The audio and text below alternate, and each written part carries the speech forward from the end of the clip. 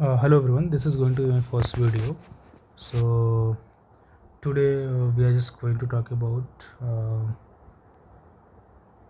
relation between Q and KV. Okay, basically you know about some traffic parameters like speed, density, and flow, right? So speed can be written as V, density as K, and flow as Q. So there is one relation between speed, density, and flow, and which is Q equal to KV, which is going to be very important. Okay, so you might be knowing there is some models actually, and the famous one is what we have, Greenshield model. Okay, so according to Greenshield, speed and density are linearly correlated. Okay, V is equal to A minus BK.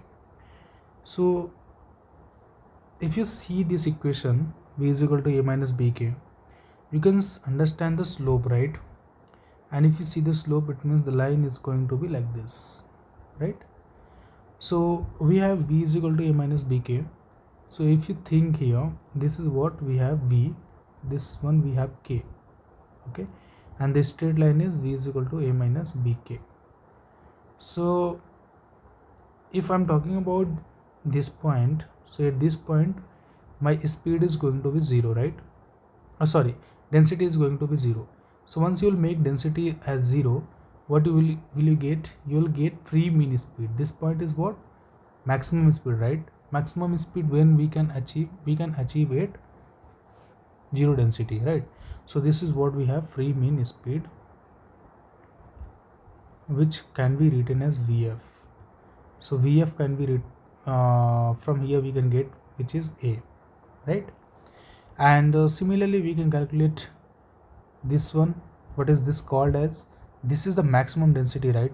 Which is called as jam density. So how we can call jam density? How we can find? So simply we have to make V as 0, because at this point jam density, right, when all the vehicles are packed, okay, I mean jam situation is there, vehicles are not able to move, okay, and from the plot also you can see the speed is 0 at this point. So what we are going to do here, we will put as 0, we'll get A minus BK, and instead of K we can write KJ. Okay, so from here we can get KJ as A over B, right? So we got two things, we got VF which is A, KJ we got which is A by B. Fine. So after getting this much, what else we can do? We can simply replace A and B here. Okay, if we want to replace VF is equal to A, right, or you can say A equal to VF, so KJ can be written as VF over B, or B can be written as VF over KJ, correct?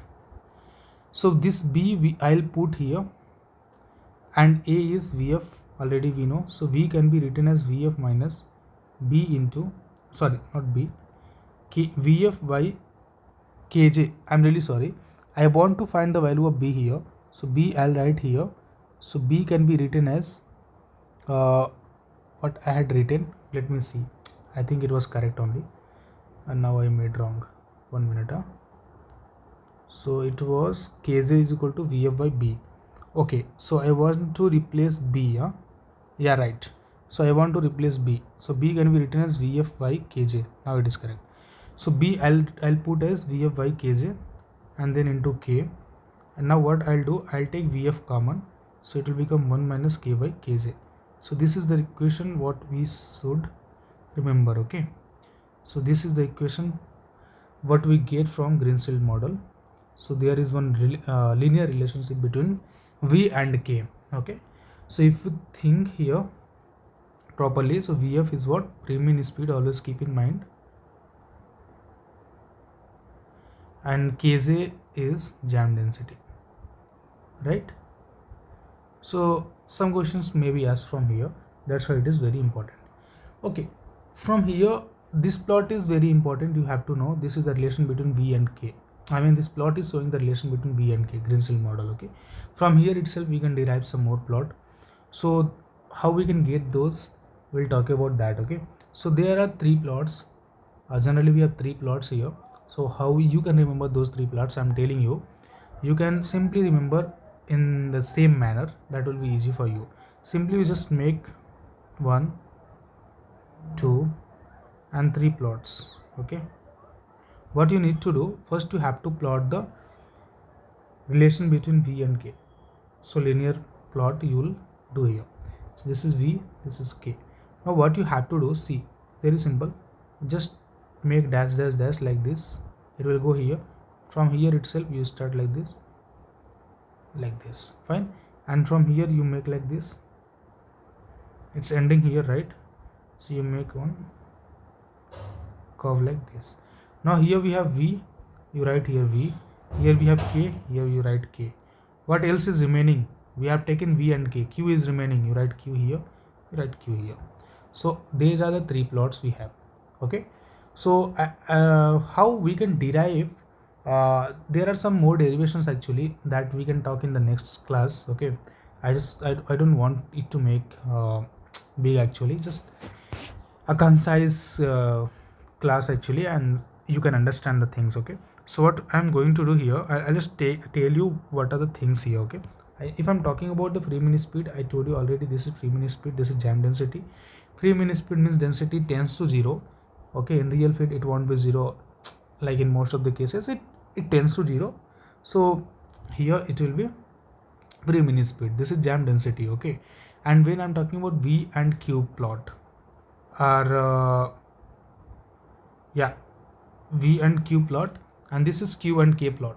So in V and Q plot, always keep in mind here, if you see at this point, our speed is 0 and flow is also 0. So flow is 0 means what? It means there are no vehicles on the road, right? If no vehicles, it means, I'm talking about flow, what is flow?